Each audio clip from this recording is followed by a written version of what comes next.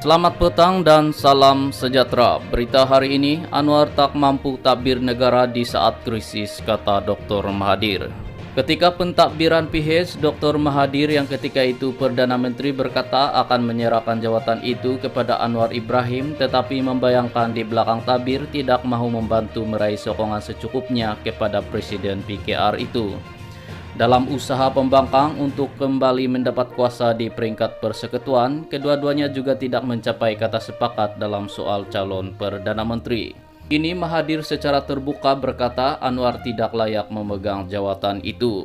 Dalam wawancara bersama The Malaysian Insight yang diterbitkan hari ini, Mahathir berkata bekas timbalannya itu tidak mampu mengemudi negara jika berlakunya krisis keuangan, dengan menyorot krisis ekonomi pada 1997 sebagai contoh.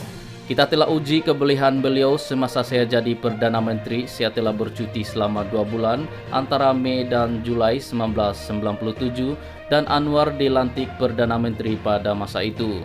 Terpulanglah kepada kita untuk menilai sama ada dia mempunyai keupayaan untuk mentadbir negara dengan baik.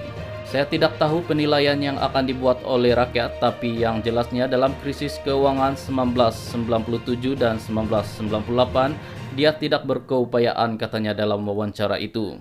Anwar kemudian dipecat daripada jawatan timbalan Perdana Menteri dan Menteri Keuangan setahun kemudian. Dia melancarkan gerakan reformasi untuk melawan Mahathir dan kemudian dijatuhkan hukuman penjara.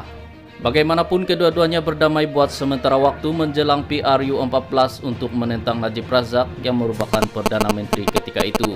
Kerjasama itu membawa kepada gabungan PH yang terdiri daripada Bersatu di bawah pimpinan Mahathir, PKR, Amanah dan DAP.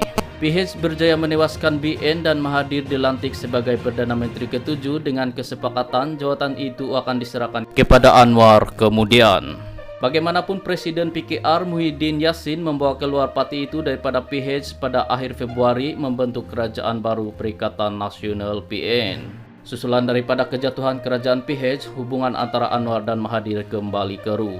Dalam wawancara itu, Mahathir mempersoalkan penilaian Anwar dalam menangani krisis keuangan Asia 1997 yang menurutnya mahu mengikut langkah yang disarankan Bank Dunia dan Tabung Keuangan Antarabangsa IMF.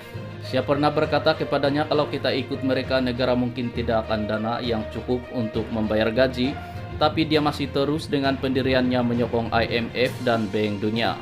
Sebab itu saya terpaksa ambil alih kerajaan daripada Menteri Keuangan dan merancang pendekatan untuk memulih semula negara kita, katanya lagi seperti dipetik. Mahathir mengambil beberapa langkah tidak konvensional semasa krisis keuangan Asia, termasuk menambah ringgit pada kadar 3.80 bagi setiap dolar Amerika Serikat. Langkah itu dikritik secara meluas oleh masyarakat antarabangsa, tetapi diperakui oleh IMF sebagai tepat selepas Malaysia menjadi antara negara yang cepat pulih daripada krisis tersebut. Guys, terima kasih kerana menonton video ini. Bagi yang masih baru di dalam channel ini, jangan lupa tekan butang subscribe, like, dan share. Sekian daripada saya, terima kasih dan jumpa lagi.